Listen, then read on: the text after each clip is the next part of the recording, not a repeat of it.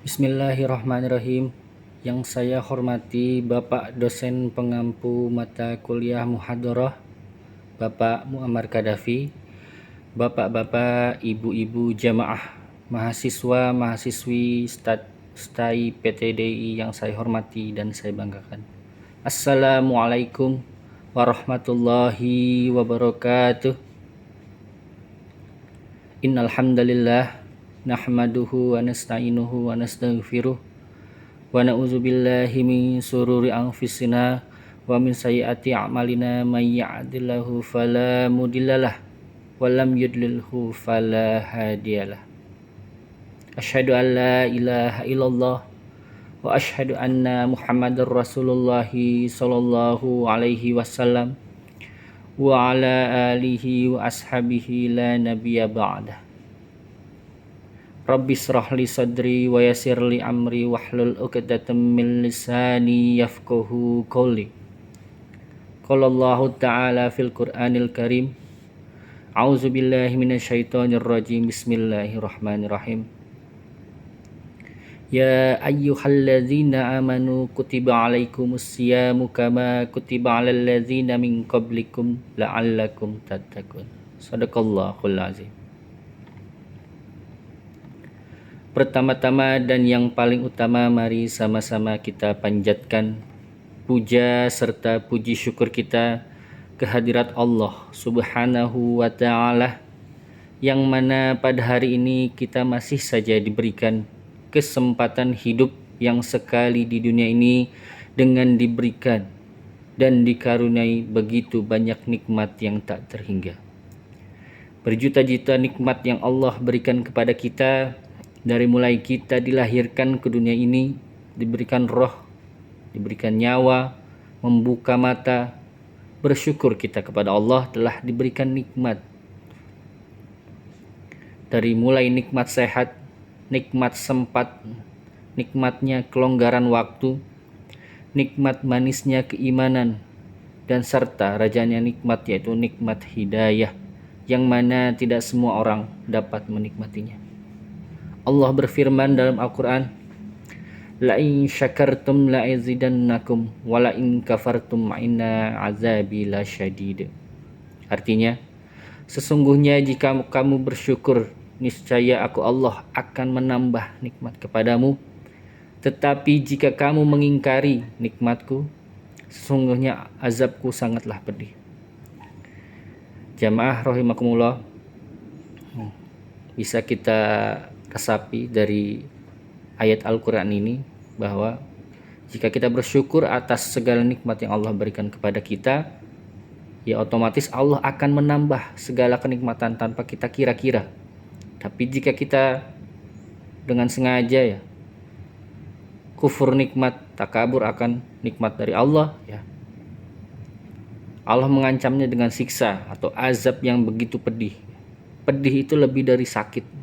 Kalau kita di dunia merasa sakit ya, sakit ketika dicoba sakit oleh Allah, tidak ada apa-apanya dibanding kata pedih ya.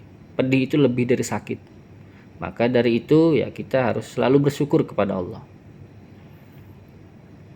Dan juga bila kita meresapi, coba Bapak Ibu hitung jumlah kenikmatan di dunia ini yang telah Allah berikan kepada kita. Allah bilang, niscaya kita tidak mampu untuk menghitungnya. Allah berfirman, wa in ta'uddu ni'matallah la tuhsuha innallaha laghafurur rahim. Dan jika kamu menghitung-hitung nikmat Allah, niscaya kamu tak dapat menentukan jumlahnya. Sesungguhnya Allah Maha benar,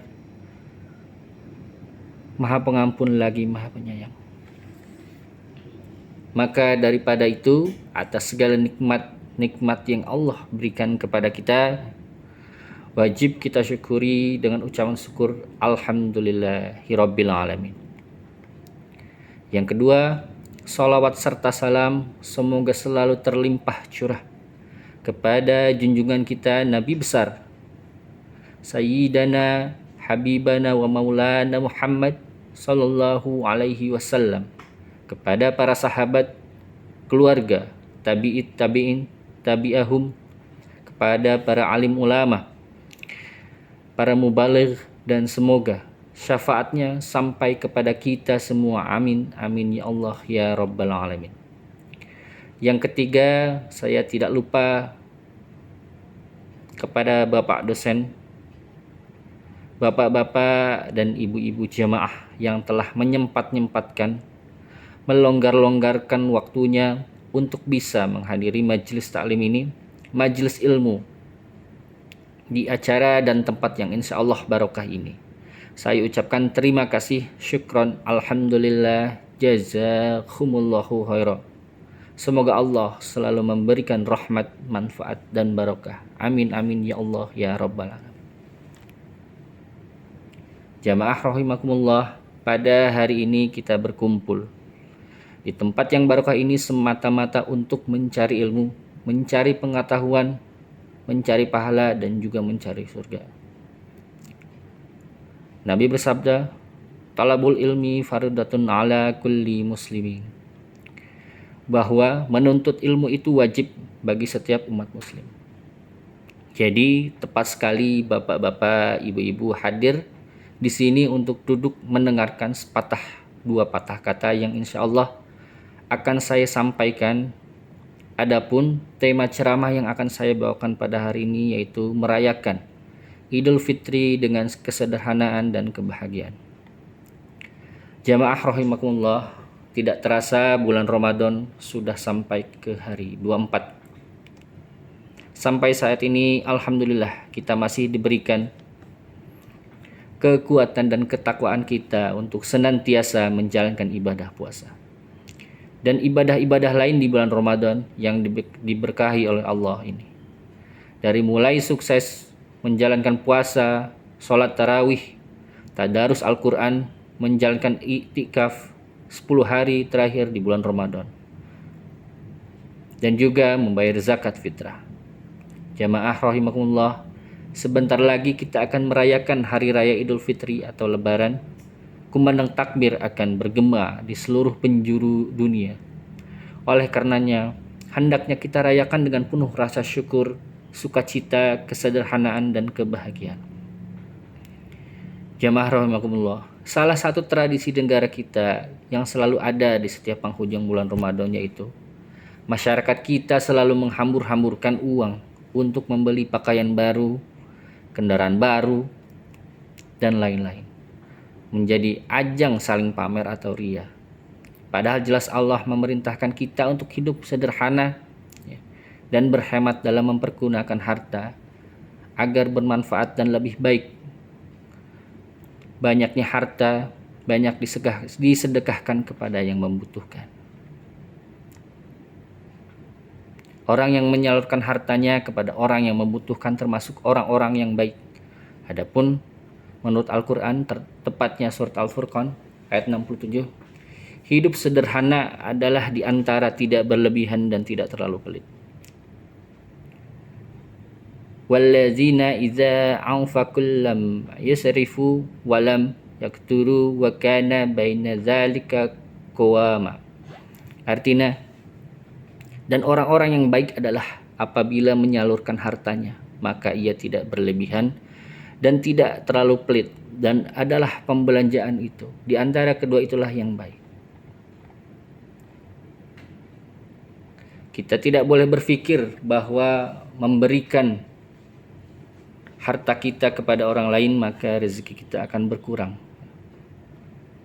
Kita harus sadar bahwa rezeki itu adalah rahasia Allah Subhanahu wa ta'ala yang diberikan kepada orang-orang yang dikehendakinya. Mungkin banyak di antara kita yang beranggapan bahwa hidup dan rezeki adalah matematika, yakni 1 tambah 1 sama dengan 2. Padahal rezeki dalam kehidupan ini tidak bisa dihitung dengan ilmu matematika. Jadi rumus dunia itu Allah yang mengkodar. Kita diberikan logika di otak kita bahwa 1 tambah 1 adalah 2. Padahal logika itu ya Allah yang men-setting, Allah yang menciptakan. Kalau di akhirat nanti belum tentu 1 tambah 1 itu 2, belum tentu. Karena logika kita, IQ kita sudah di set seperti itu. Jamaah rahimakumullah, masing-masing rezeki manusia dan makhluk di dunia ini sudah ditentukan oleh Allah. Rezeki tidak akan tertukar karena Allah telah membagi-bagi rezeki kepada orang-orang yang dikehendakinya. Allah berfirman, "Innallaha yarzuqu may yasha'u bighairi hisab."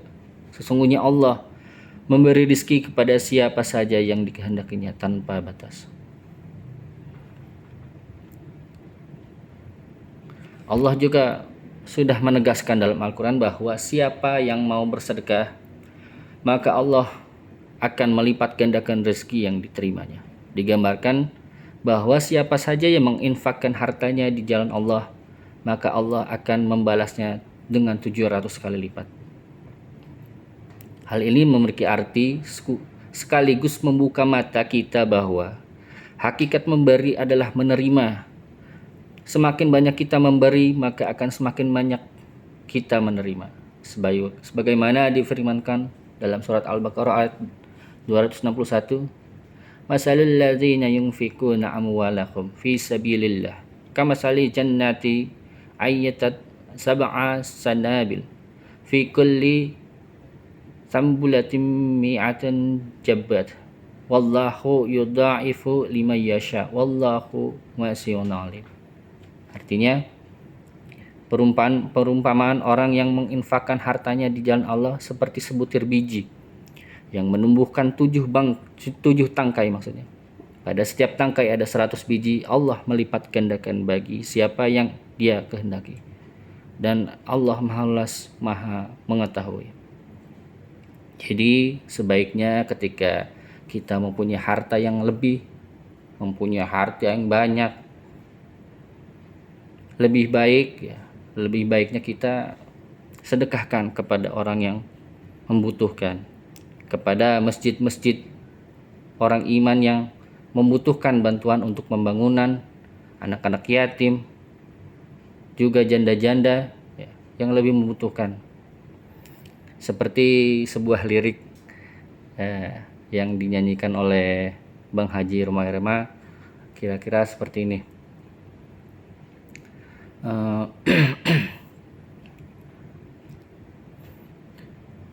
Selagi kau sehat, bekerja yang giat, usia yang muda jangan kau sia-sia. Selagi kau kaya, jangan foya-foya.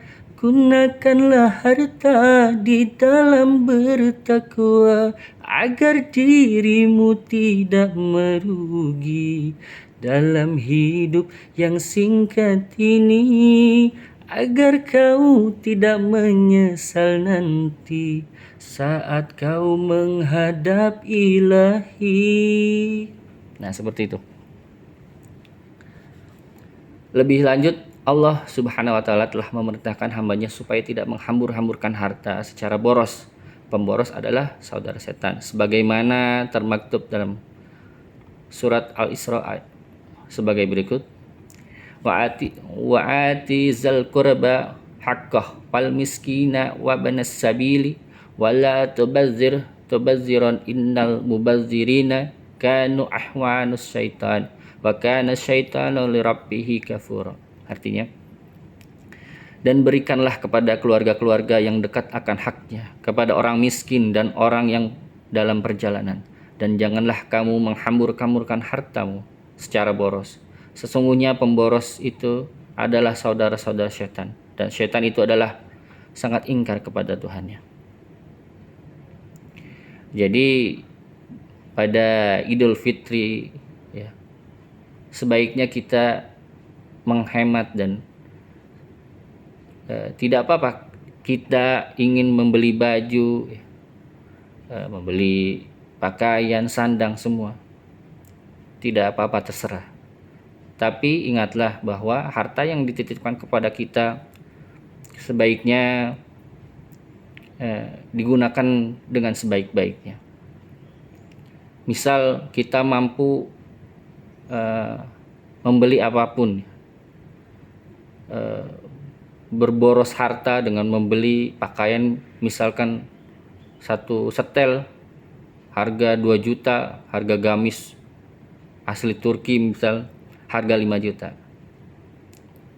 Ya, sebaiknya bila ada pakaian yang sama-sama bagus tapi harganya lebih murah, lebih baik beli yang lebih murah, ya. Kenapa? Ya, seperti ada lagunya, baju baru alhamdulillah untuk dipakai di hari raya, tak ada pun tak apa-apa, masih banyak jemuran tetangga. Maksudnya masih ada baju yang lama. Jadi bila masih ada baju yang lama ataupun punya banyak baju yang bagus, ya lebih baik disedekahkan bajunya kepada orang yang membutuhkan.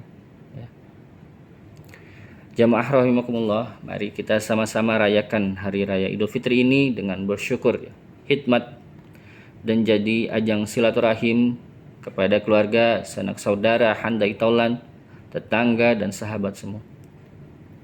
Adapun pada hari raya Idul Fitri ini kita akan melaksanakan sholat Id pada pagi hari. Hendaknya kita menjalankan sunnah-sunnah yang diperintahkan oleh Nabi agar mendapat pahala yang begitu besar dari Allah. Rukun yang pertama, banyak mengucapkan takbir, terutama saat keluar dari rumah menuju masjid atau lapangan sampai sholat Id dilaksanakan. Allah berfirman, tashkuruna wala'allakum hadakum ma'alallah walatukabbiru, dan hendaklah kamu mengagungkan Allah atas petunjuknya yang diberikan kepadamu supaya kamu bersyukur. Kedua, bersuci atau mandi untuk hari raya. Ya, kalau hari-harinya ini bapak-bapak, ibu-ibu nggak pernah mandi, ya amal soleh ketika sholat Id mandi, ya mandi, membersihkan diri, ya. Agar apa? Agar kesucian kita terjaga, ya. Kita akan menghadap Allah, kita akan merayakan kemenangan hari raya, ya, harus bersuci dan bersih. Ketiga, makan pada hari raya Idul Fitri sebelum melaksanakan sholat. Hal ini berdasarkan hadis dari Anas bin Malik. Beliau berkata, adalah Rasulullah SAW tidak berangkat pada hari Idul Fitri sampai beliau memakan beberapa butir kurma. Hadis riwayat Bukhari. Jadi bedanya dengan Idul Adha, Idul Fitri itu sebelum kita berangkat sholat Id, amal soleh kita untuk makan, untuk mengisi perut kita, ya. Berbeda dengan Idul Adha, kita setelah kita bangun tidur di pagi hari sebelum sholat, kita berpuasa sampai kita selesai melaksanakan sholat Idul Adha, lalu memotong hewan kurban. Lalu keempat, berhias dan mempercantik diri dengan memakai pakaian yang terbaik yang ada serta memakai minyak wangi dan bersiwak. Bahkan Rasulullah SAW memiliki pakaian yang khusus yang dikenakan di hari raya. Perlu diketahui bahwa bagus bukan berarti baru atau mahal. Kelima, disunahkan berangkat dengan berjalan kaki ke lapangan dan pulang melewati jalan yang lain. Misal Bapak Ibu sholat di Masjid Istiqlal dari Tangerang, ya disunahkan